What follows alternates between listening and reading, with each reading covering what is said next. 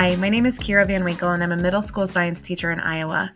If you're watching this video, it means you are gone for all or part of the first lesson in the brand new unit in your science class. Before I begin walking you through the activities and discussions from this lesson, I'd like for you to grab a couple of supplies. You will need your science notebook, and if that's not available, just grab a few pieces of blank paper. You'll also need a writing utensil. We're also going to be accessing some handouts as we go through this first lesson, and you can access those by clicking this bit.ly link on this first slide. I'll give you a minute to go ahead and gather your supplies. Just press pause here and then press play when you're ready to move on. Okay, so our new unit is focused on the body and how it works. So to begin, I'd like for you to find a new page in your notebook and then take a look at the images on this slide and think about the questions that are being asked. So in your notebook, I'd like you to respond to these two questions. So what is your favorite activity that involves moving your body? And what parts of your body do you use when you are doing this activity? So looking at these pictures, I see not only athletic activities, but other hobbies such as painting. So think about your hobbies and how you might use different parts of your body in order to participate in those activities. Write down your answers to the questions in your notebook. I'm going to give you a little bit of time to think, but if I start to move on before you're ready, feel free to pause the video until you're ready to move on.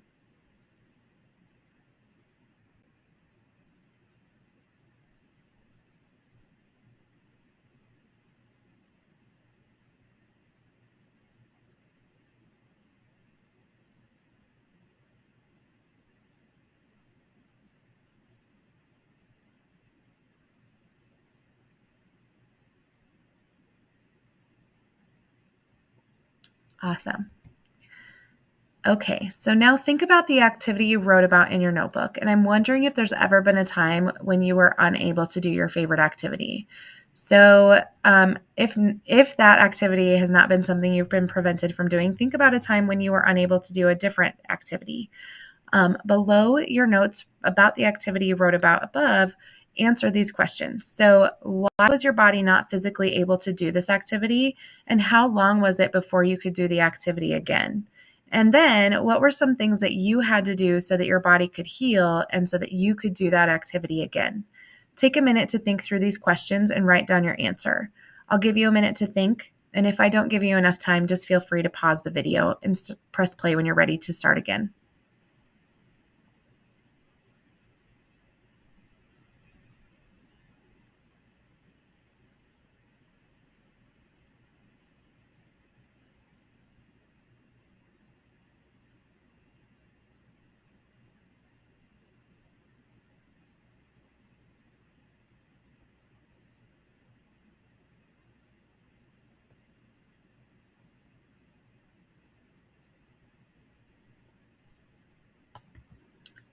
Okay, so I would like to tell you the story of a middle school student. So today, this student can walk and jump and run, but a while ago, he had an injury that prevented him from being able to do these things. So this student ended up dropping a heavy weight on his foot during PE class. So after this happened, he wasn't able to stand, walk, or run, and he was in a lot of pain. I'm wondering if you've ever experienced anything like this, where you dropped something on your foot or another part of your body. Why do you think he was not able to do these activities with his body after the injury? What happened in his body to allow him to get back to these activities? And what are you wondering about with his injury and journey to recovery? Take a few minutes and jot down your responses to these questions. Press pause, and then when you're ready to continue, press play.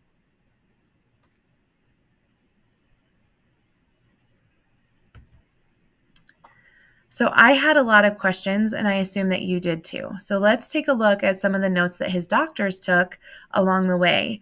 We're going to notice and wonder about several points in time, including when the patient was injured and during his recovery. So if you don't have a physical paper copy of the handout with you, you can access them by typing in the bit.ly link from this slide into your web browser, or you can create a section in your notebook, just copying it down.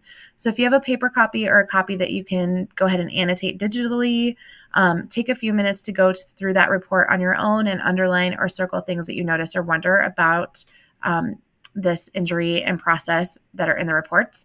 And if you need to create a section in your notebook, write emergency room report at the top of a new page and create a notice and wonder T-chart below that heading, as is seen on this slide. So let's go through the emergency room report now and write down our notices and wonders. So if you need to pause the video to look longer or more closely, you're more than welcome to do so. Just pause and press play as you need to as we move through this part of the lesson. Okay, so we're looking at the emergency room report first. We'll note that it happened on February 26th, 2018 at 2:30 in the afternoon. And the location of the incident was in the middle school weight room during PE class. So as we look at this report, it talks about the type of injury. So it says the left foot has lacerations, which is a long word for cuts on the top, and the skin is broken open, and it appears that there might be some broken bones. So then in the examination part, it says the patient cannot put any weight on the foot. There's swelling around the injury. And then when different areas were tested for feeling, the patient did not have any feeling on the top of their foot. So the bottom, sides, toes, and heel of the injured foot do have feeling. So they tested by conducting some x-rays. And in this report, you can see that there are images of the x-rays. And the diagnosis as a result of this examination and testing was that the second and third metatarsal bones are fractured and shifted to the right. So they say that surgery is needed to reduce the gap between the bones and to stabilize and realign them. So take a moment and write down your notices and wonders from this examination. And when you're ready to continue, press play.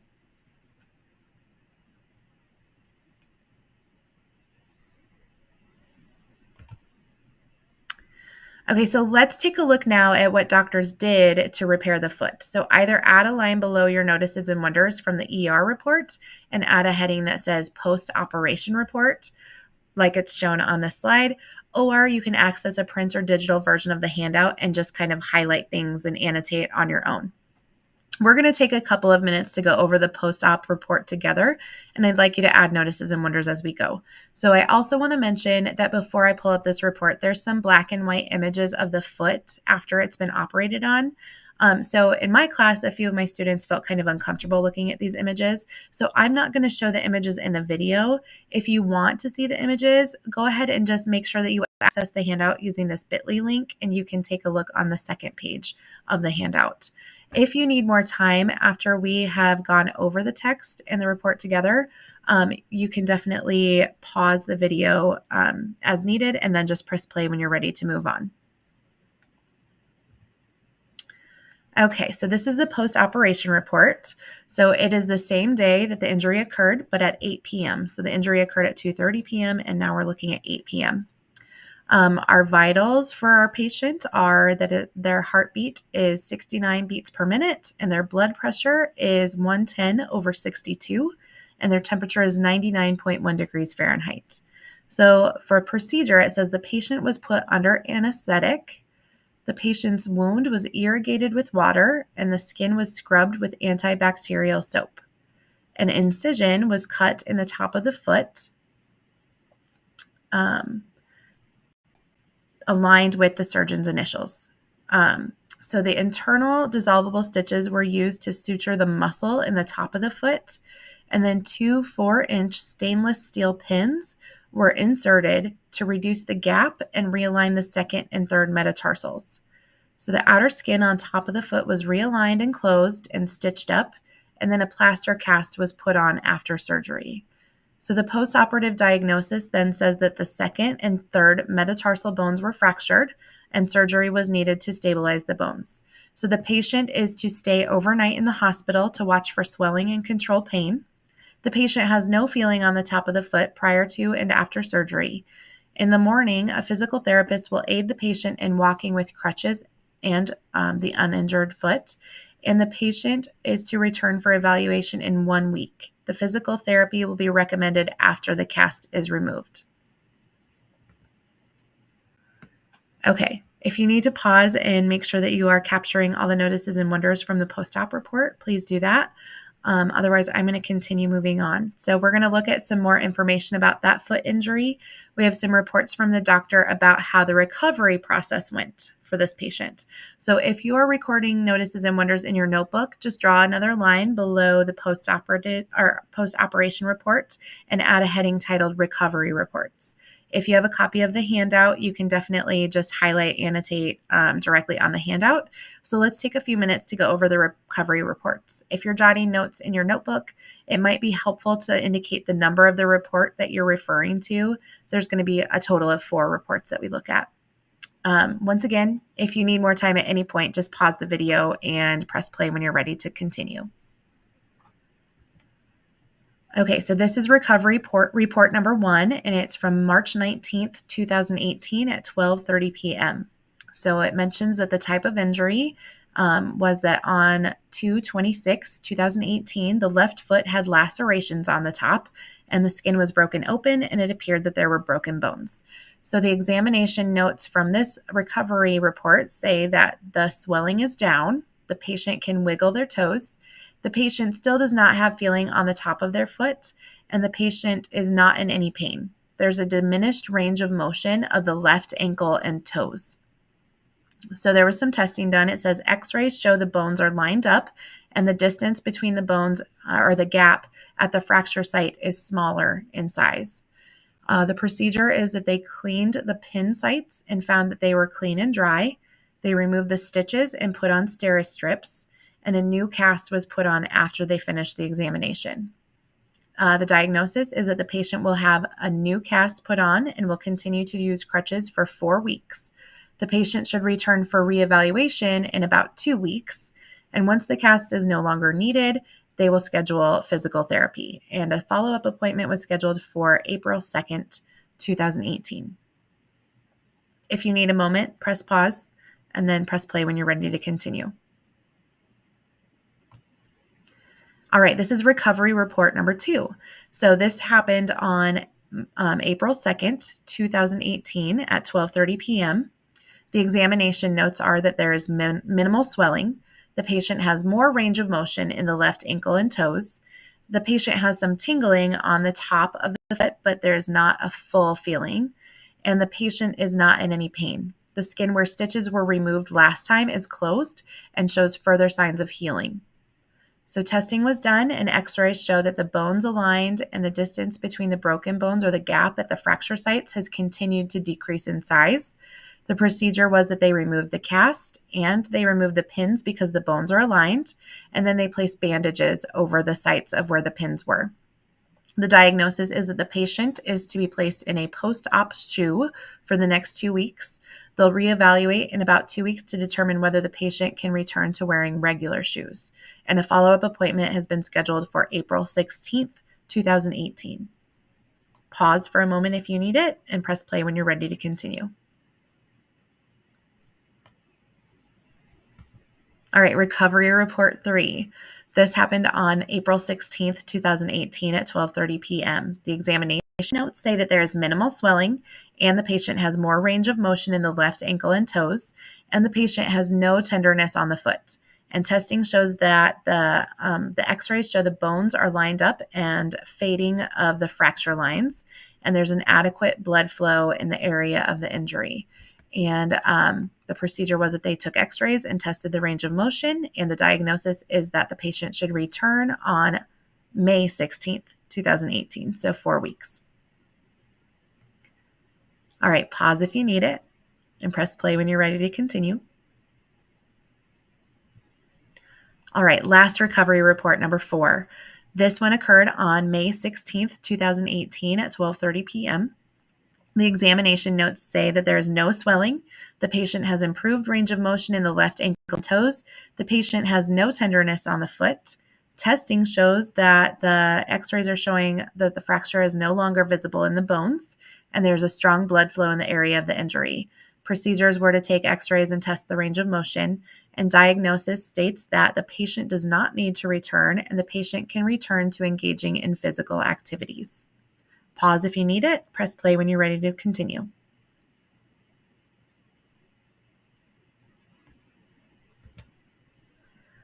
Okay, so in my classroom, I kept hearing my students use the word healing, and we even saw the word in the doctor's note to describe what happened to the student's foot over time. So I'm wondering what we mean by that. So make a new spot in your notebook and add the word healing to your notes, and then take a minute and write down what you think the word healing means. When you return to class, you may see that your teacher might want you to add a sticky note with your ideas about what healing means, because they're making a class poster of what everyone thinks healing means. So eventually in my own classroom, we decided that healing means how the body fixes itself or gets better after an injury or illness so that the body can do the things it used to do. And then I'm wondering if that definition is similar to your ideas. We added that word to our word wall. So you may want to take a minute when you get back to class and take a look and see what your class decided healing means and whether they've added that to a word wall in your classroom somewhere. This definition can be revised or changed a little bit throughout this unit. So as we learn more about this event and the student's recovery, we may end up revisiting the definition of what healing is. So let's take a little bit of time and look closer at our recovery reports to identify things that make us think healing is occurring.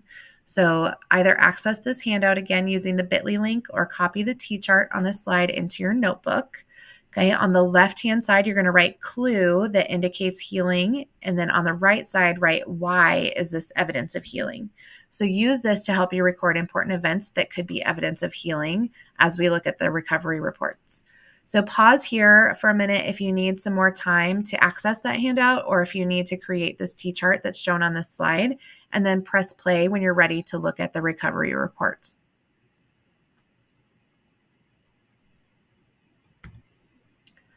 Okay, so your classmates, while you were gone, divided up the reports and focused on one of them with a partner. And again, we've looked at this report already, but we're looking more closely for clues that would indicate that healing is happening.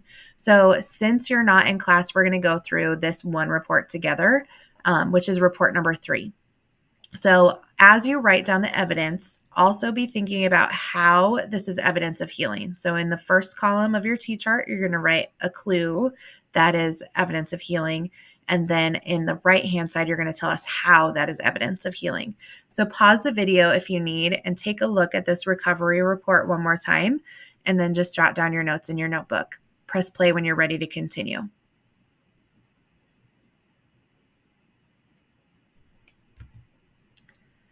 So as a class, there was spent time sharing the evidence that everyone gathered from the different recovery reports. So here's an example of the one that my class made together. So take a look at the evidence that has been added. And I'm wondering if you see any evidence that you identified on this timeline. So you'll notice that the timeline has day 0, and then what event happened, and then how that could be evidence of healing. So when the stitches were removed, it said the skin is closed up and doesn't need stitches out, and so they think the outside of the foot maybe is healed.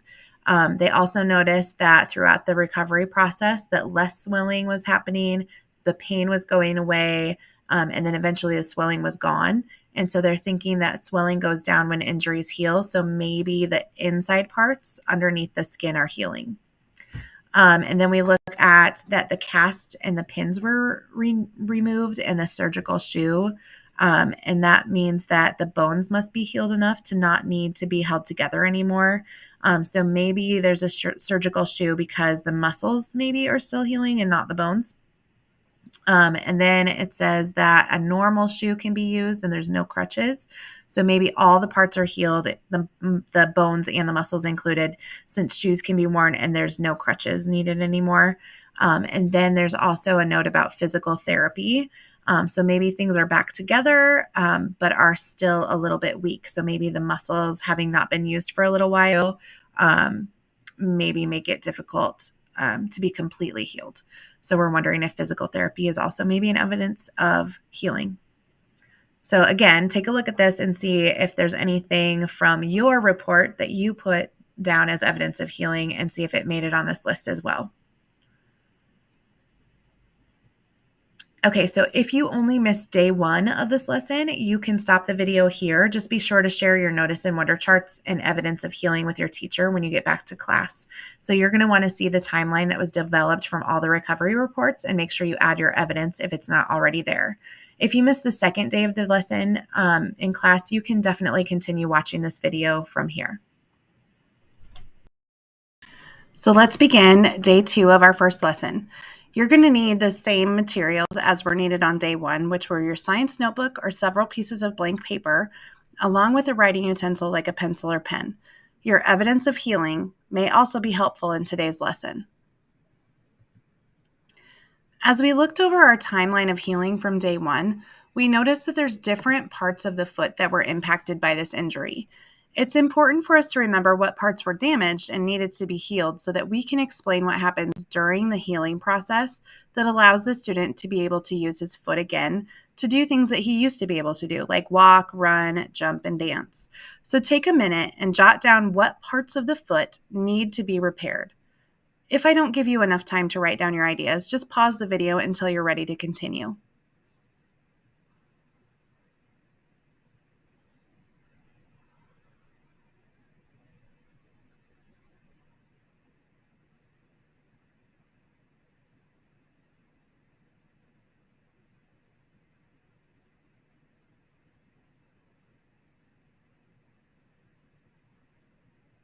Okay. So when my students went through their evidence, they found that 3 things needed to be repaired from this injury. The first was skin, then there was bones and muscle that also needed repaired. So let's start thinking about what's happening with these different parts and interactions between them during this healing process. And we're going to try to develop a model to explain the question that's on the slide that says, what happens during the healing process so the student was able to use his foot again to walk, run, jump, and dance? Remember that models allow us to view a system from different perspectives and scales. So we can draw the foot from various angles to examine it externally, but we can also think about what we might see under the skin and inside the foot, thanks to those x-rays in the reports that we read. Regarding scale, we can zoom into the site of the injury to help us better understand what we normally wouldn't be able to see under the skin and how those normally invisible changes might affect the whole foot. So you can access the handout 5, which is the initial model handout, using the bit.ly link on this slide, or you can set up your notebook with a similar model by drawing a foot, an arrow, and another foot. So pause here for a moment, either grab that handout or copy this into your notebook, and then just press play when you're ready to move on.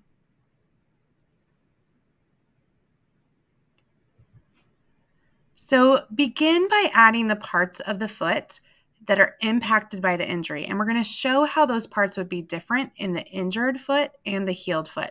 So on the left-hand side of this handout is the injured foot. So we're going to show what happened during this injury to those parts that we mentioned earlier. So the skin, the muscle, and the bone. And then we want to show how it's different once that foot has healed in the right-hand side of this model on the right-hand foot. Okay. All right. So now go back and add to your model to explain what you think happened in the body between the time the foot was injured and when it was healed. And that's going to go in the middle underneath that arrow. If there are things that you aren't sure about or that you have questions about, you can still add those to your model. Just make sure that you can see them, like either add a question mark or highlight them so that we know that those are things we're unsure about. Also, be sure to include pictures, symbols, close-ups if you need to, anything that's relevant to representing the healing process between the injured foot and the healed foot. I'm going to have you pause the video here while you work on your model. And when you're ready to continue, just press play.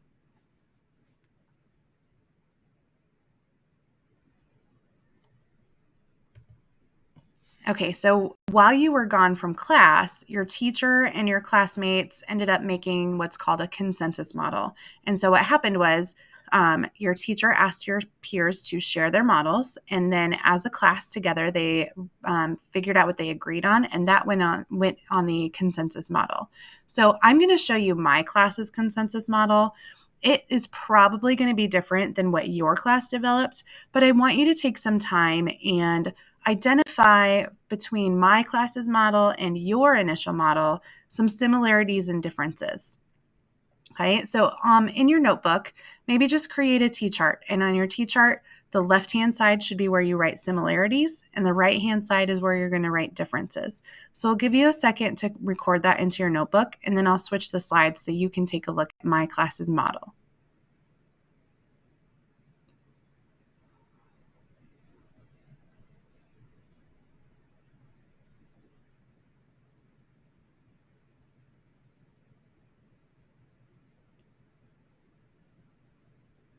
Okay, if that wasn't enough time, you're welcome to pause the video, but I'm going to move on to the next slide and show you my class's model that we developed together. So look over this class's model and record the ways that your initial model that's in your notebook or on your handout is similar to and different from the model that appears on this slide. And I'm just going to have you pause the video while you do that and record your information in your notebook.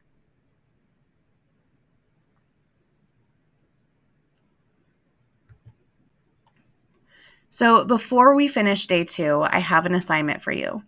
The purpose of home learning is for you to hear about other people's experiences that are related to the phenomenon that we're studying. So in this particular case, you're going to talk with trusted members of your community. So that could be your family, your friends, your neighbors, your teachers, and you're going to ask them to tell you stories of healing or stories that they've heard from others about injuries or healing.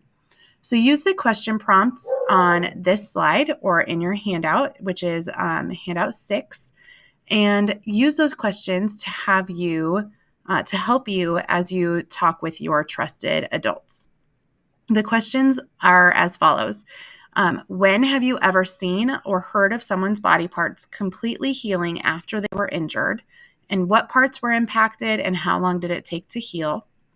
Then your next set of questions is, when have they ever heard or seen someone healing from injuries that affected their ability to sense things in their surroundings? So that could be their sense of smell, feeling, taste, hearing, and seeing. And then when have you ever seen or heard of other living things besides humans healing from an injury? So again, these questions can be found on handout 6. It says handout 5 on this slide, but it's handout 6. You can access it using this bit.ly link, or you can just copy these questions into your notebook, but discuss with a trusted adult before you return to class for day 3 of the lesson. This concludes day 2 of our first lesson. So be sure that you share your notes, initial model, and home learning with your teacher when you return to class. And if you only missed this part of the lesson, you can stop here. And if you need to continue to day 3, you can continue watching now. So let's begin day 3 of our first lesson. You're going to need your science notebook again or some blank paper as well as a writing utensil. It may also be helpful to you to have your home learning assignment as well as your model that you made in day 2 as well. If you need some time to go gather those materials, you can pause the video here. All right, so at the end of day 2, you were assigned some home learning. And as you were coming up with examples of healing and other related phenomena as you talk to your trusted adults, I'm wondering if you came up with any other questions. For instance, did you have questions about whether or not something counted as being completely healed? Do you have questions about people whose bodies might work or function differently after their injury? And are we counting that as being healed? And then did you have any questions about how healing might be different or similar for individuals, or even you were asked to think about some maybe non-human injuries or healing, so in animals or plants? So what I would like you to do is set up a chart in your science notebook so that we can do some brainstorming about daily tasks and maybe address some of these questions as we move through today's lesson. So what I would like you to do in your notebook is create a 2-column chart, okay? And we're going to be thinking about how people do different things on a daily basis and how they might go about doing them differently. So open your notebook, set up a 2-column chart, and on the left-hand side, I want you to write task as your heading. On the right-hand side, you're going to write how it is completed, okay? And then we're going to look at those daily tasks throughout the next few slides. So if you need to pause the video at any time, if I'm not giving you enough wait time, you're welcome to do that. Just press play whenever you're ready to move on.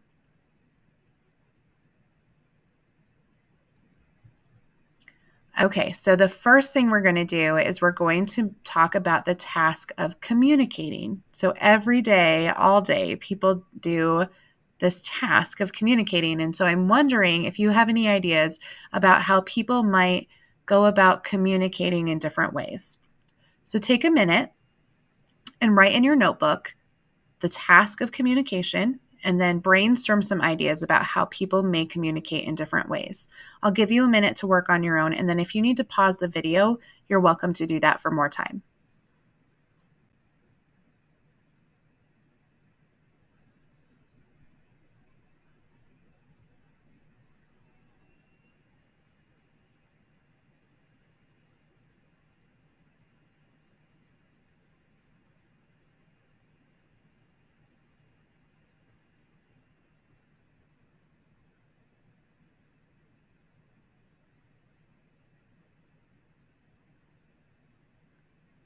Okay, I'm going to move to the next slide, so if you need some time, go ahead and pause.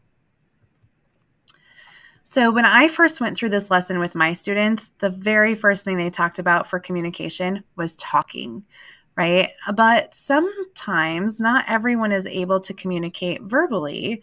And so we had to think of some ways that people might communicate in other manners. So there are some other manners on this slide, and I'd like for you to take a look at these with me. Okay, so the first one is this thing that looks kind of like a tablet, and it's called an AAC device. And AAC stands for Augmentative and Alternative Communication.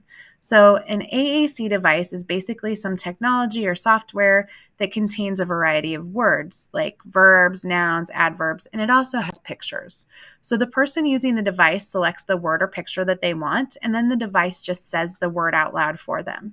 So this can be done either by someone using their finger and touching the image or the word, or in some instances, the technology is so awesome that it even can use like eye gaze. So if the person looks at the picture or the word on the screen, it can communicate that that's the word they want to communicate as well. A lot of times, people who have strokes have some limited verbal communication skills. And so they oftentimes will start out by using this AAC device to help communicate when they're struggling to do so verbally. Other tools could be things like letter boards or small dry erase boards can even be used, but a lot of times people use this technology. So American Sign Language, if you look at this part that says ASL with the hands, is a natural language that has the same linguistic properties as vocally spoken languages, but the grammar is a little bit different. So the words might be like out of order a little bit. But it's basically expressed by movements of the hand and the face. So they're going to use some facial expressions as well as their hands to communicate what they're trying to say. And it's a primary language of most North Americans who are deaf. So there are other versions of sign language in other cultures as well. And so this can be used by people who are deaf or hard of hearing, and even hearing people use it. I have a friend who learned sign language so she could communicate with her neighbor who was hard of hearing. And so now she works as an interpreter for deaf and hard of hearing individuals doing sign language as well. And speaking of the facial expressions, you can see on here that we have lots and lots of different expressions shown with the human face. So it turns out that unlike some forms of nonverbal communication, facial expressions are pretty universal. So in American Sign Language, it's set up a little bit differently than other versions of sign language, but the facial expressions are going to be universal no matter what. And so our facial expressions can show happiness or anger or sadness, frustration, fear, and it's going to be universal. Anybody in any culture could probably figure out what we're trying to express with our faces. Alternatively, sometimes we also use, and I'm sure you can see in this video, I'm talking with my hands a little bit. Gestures are also part of our communication. So we can wave and point. We can use our hands to communicate some ideas, especially to kind of supplement other forms of communication. But we have to be kind of careful because some signs or gestures that we make can mean different things in other cultures. So the OK sign that we tend to use in the United States is pretty universally known in the United States as being a good thing. However, in other cultures, it can be considered offensive. So like in Germany and Russia and Brazil, if I flash the okay sign, I could accidentally offend some people. So it's really important to be careful of how you use gestures to avoid misinterpretation of what you're trying to communicate. Okay, so our next one that we're going to think about for daily tasks is perceiving and sensing. Okay, so in your notebook, on the left-hand side, you're going to write perceive/sense. Okay, and then on the right-hand side, you're going to be brainstorming in just a minute some things about how people might see or hear or understand their surroundings in different ways. Okay, so I'm going to give you a little bit of time to jot down your ideas in your notebook. And again, if I don't give you enough time, you're welcome to pause the video.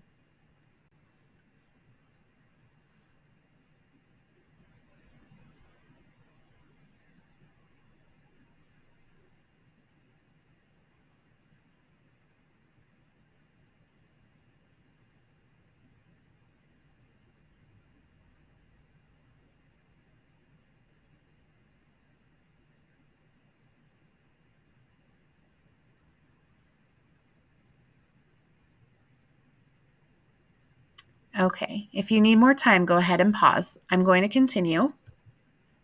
So this slide shows some ways that people perceive or sense the world around them, including some adaptive equipment that might be used to assist people in this purpose.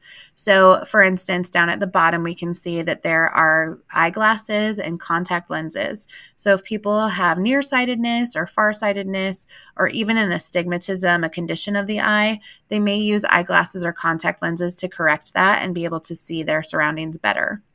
A magnifier tool is also something people use when they need to make things appear larger. So there are physical, like handheld, like magnifying tools, but there's also digital tools on technology. So like I could change the zoom on my Chromebook to make the words a little bit bigger so that I can see them better. People who are blind, though, may not see using their eyes, so they're going to use other tools to perceive their environment. So a cane is a tool that blind people can use to perceive obstacles or hazards in front of them as they're moving from place to place. There's also, so that they can understand kind of written language, there's also Braille, which is a system of raised bumps that allows blind individuals to read text with their fingers. So Braille is a code of language and not really a language in itself. So we're not going to find like this sign equals this. It's a kind of a code to break down. People who have hearing concerns may use a hearing aid. So if you're deaf or hard of hearing, a hearing aid might be helpful to regain some of the hearing that you are not quite able to perceive. So it just amplifies the sound. And then a cochlear implant is a surgically inserted device that stimulates the cochlear nerve that's inside our ear. So it has external parts that include a microphone that take in the sounds, and then they send it to the cochlear nerve in the ear, and that sends the signal to your brain telling you what you hear. So there are internal parts and external parts. Okay, and then there's also, if you notice the image that says smoke and has kind of a flashing light maybe, there are some devices that assist with alerting people of things around them. So like a doorbell, if you're hard of hearing and you can't use a doorbell, there are doorbells that have lights that flash instead of a sound that you would hear. So yeah, there's some really cool assisted devices for perceiving and sensing. Okay, our next one is the task of eating, one of my favorites. So we're going to write eat in the left-hand column, and we're going to write how it is completed, how different abilities and things might affect the way that we are able to do this eating. So take a minute and brainstorm differences in how people eat, and I will give you a little bit of time to do that now.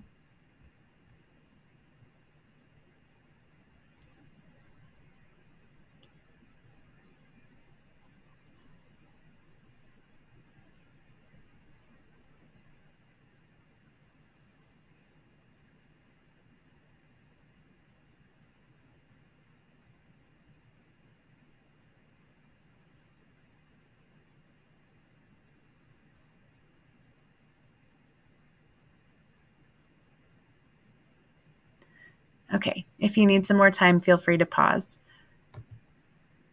Okay, so getting fluid and nutrients into our bodies is like vitally important for our survival, right? So there's ways that we can go about it in different ways. So if there is perhaps someone who has some struggles with making sure that food is chewed or swallowed, there are assistive devices called G tubes that can be used that go from the outside of the body directly into the stomach. So it completely bypasses the mouth and the esophagus. And it's just a way to make sure that someone gets all the fluids and nutrients that they need if they're unable to use their mouths and esophagus. There are some adaptive feeding tools like specialized mugs and plates, eating utensils that make it possible for individuals who may have some physical limitations to eat without needing help from others. So that includes things like plate guards or like a little lip coming over the edge of the plate or a divider in the plate. There's also weighted utensils. So if you have shaky hands, a weighted utensil might help with that. And then there are other types of knives that can decrease our wrist strain as we're trying to work with our food. And then there's lots of different types of cups, some that have handles, some that have different mouthpieces on them to access the liquid that's inside the cup. Okay, next one. Let's brainstorm ideas for how people might go about moving in different ways. So on the left-hand column, write move, and in the right-hand column, brainstorm some ideas about how people might go about moving in different ways.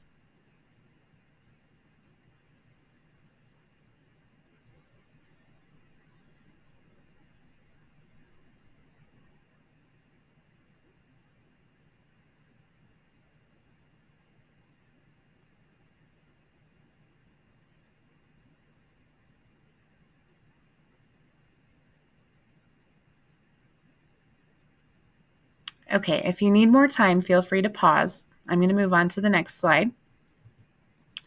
So there's lots of ways people are able to move, even if they experience conditions that limit their ability to do so. So sometimes people use wheelchairs to move from place to place, and they might use those for lots of different reasons.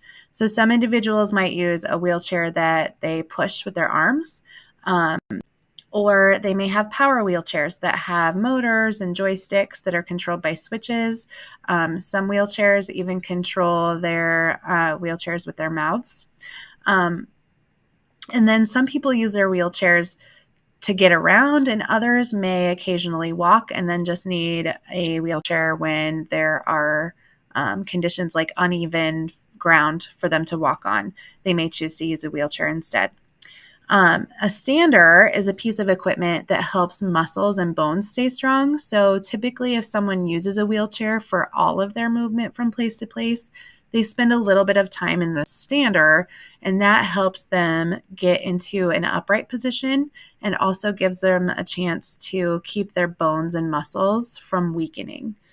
So basically, the person just gets into the stander either by themselves or with help from somebody else, and there's straps that hold them in safely and securely, and then they can stand in an upright position. Sometimes people use braces on different parts of their bodies that need extra support or positioning. So sometimes people use a neck brace or a wrist brace or leg braces to help strengthen them. And then also prosthetics are devices that simulate a body part that a person might not have, like an arm or a leg, and they work really similarly to the body part that they simulate. Crutches or walkers are also devices that people use to transfer like the load of the body from the lower part of the body to the upper part. So it switches all the weight from being on your legs to your arms and your upper body. Okay, so we've gone over a lot of ways that people do things very differently throughout their day. So, what I would like you to think about is, does what we've just learned make us think a little bit differently about what healing actually is? So, in your notebook, I would like for you to write down these two prompts, and then I'd like you to spend some time jotting down your ideas. So, write down, I used to think healing was blank, and then take a moment to fill that in. And when you're done with that, you can say, now I think healing is blank. So it may be helpful to refer back to the definition that we talked about on day 1, but take a minute and write a revised definition to incorporate the other ways of completing daily tasks. Okay, so pause the video for a minute. You're going to fill in these 2 prompts, and then you're going to write a revised definition of what healing is.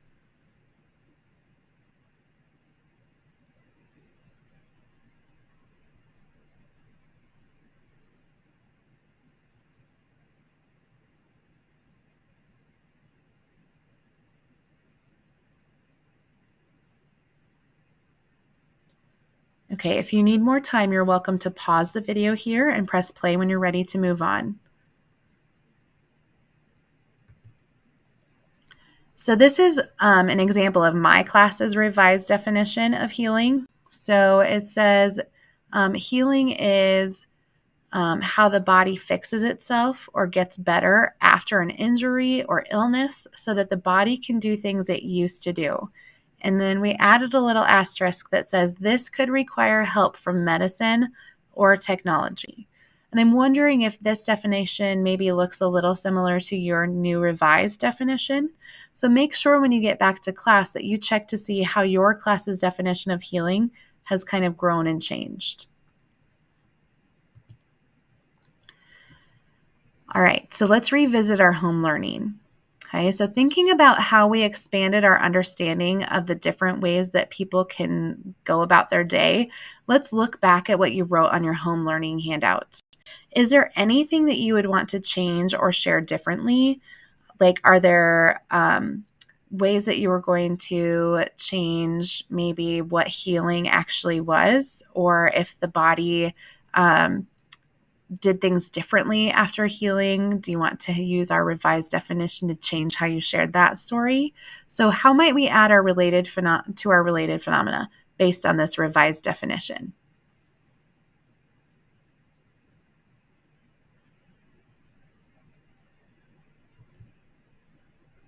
All right, so now that we've listened to stories from others and have looked at different ways daily tasks can be accomplished, let's create a list of related phenomena.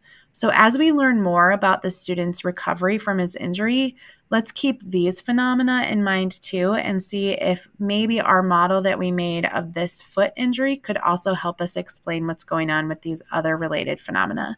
So pause the video here while you make a list in your notebook of related phenomena. So this could be other examples of events or activities that are similar to the injury and healing of the foot, or it could be other organisms, so not humans, maybe animals. Take a few minutes, pause the video here, and write down your ideas for related phenomena.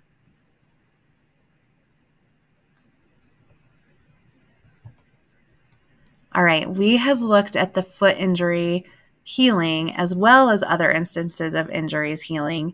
And I'm wondering if we could be thinking about what we could investigate as a class. So make a new heading in your notebook that says driving questions at the top. So it could be right underneath your related phenomena you just wrote. Make a line across and then make a new heading, driving questions. Let's write down at least 3 questions that you have about healing and maybe at least one more about another related phenomena. Okay, so you will need to have these questions handy at the beginning of day 4 of this lesson. So if you're struggling to come up with questions, you can take a look back at our noticings and wondering notes. You can look at our timeline poster of healing. You can look at your initial model, your related phenomena. You could think about those daily tasks and how they're accomplished. But pause the video here and take a few minutes to write down your questions. Again, you're writing 3 questions that you have about healing, and then at least one more question about a related phenomena.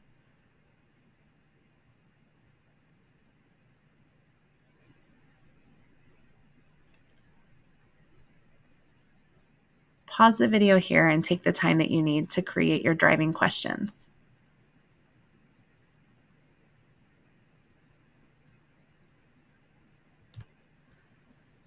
All right, so that concludes day 3. So if you only missed this part of the lesson, you can now stop this video, but be sure to share your work with your teacher and your classmates when you return to class. Your ideas are really important and can definitely be helpful in figuring out more about this healing process. If you missed day 4 of this lesson in class, you can continue watching the video.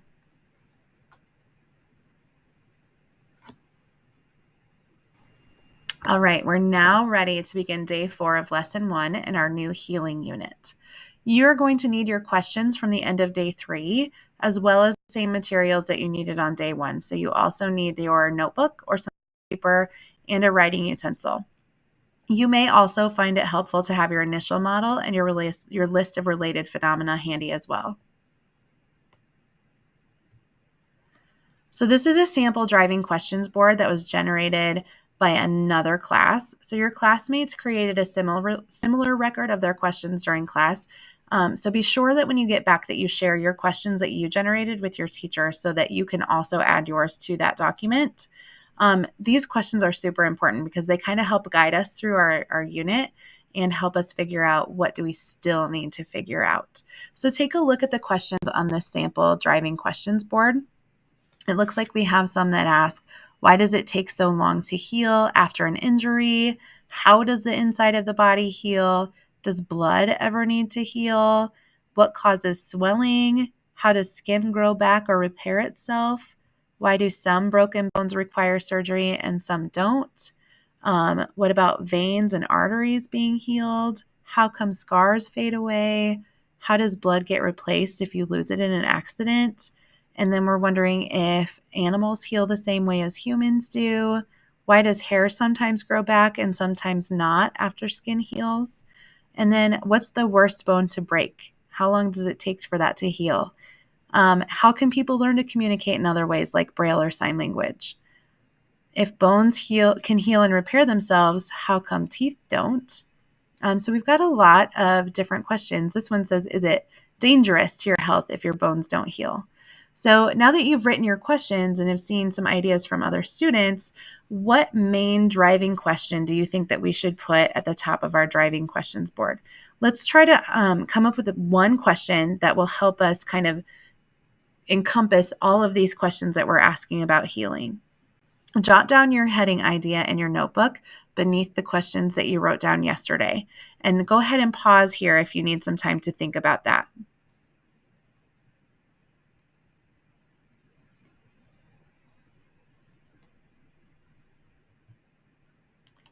Okay, so now that a driving question board has been created, it's time to really dig into the hard work of figuring out what's going on. So let's title a new notebook page that like it's shown on this slide. So we're going to write ideas for future investigations and data we will need.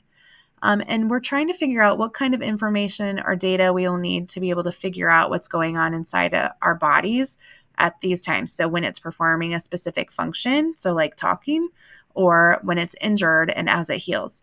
So take a few minutes to generate a list of ideas for things that we could investigate or research, and take a few minutes to write those in your notebook and pause the video and then press play when you're ready to continue on.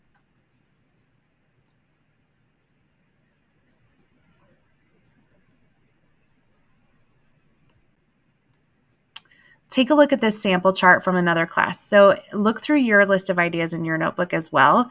And as I read these ideas, underline or make a check mark on your paper by ideas that also appeared in your list. So any ideas that are connected between this list and your own might mean that it's pretty high need for investigation, and we want to make sure that we share those ideas with our teacher when we get back to class. So some of the ideas that this class came up with were looking at a skeleton or a foot model to see what foot bones should look like. We also talked about zooming in on a foot using like a magnifying glass or microscope, and they want to look at the skin, the bones, the muscles, maybe even the blood in that space. A student suggested talking to an orthopedic doctor about injuries and healing, and we're not 100% sure if that's the doctor that we're supposed to be talking to. We also thought about dropping a weight on an animal body part, so like butchered chicken pieces, not like an actual living animal, to mimic the injury and how it broke the skin, bones, and muscles, like in this person's foot. We also want to see how other things heal, so maybe like, is the healing of like the appendix or other organs going to be similar to how this foot is healing? We want to see pictures or x-rays of healing over time. So maybe even like a time-lapse format, and maybe even like a simulation of how blood clots could help us figure out something about this healing process.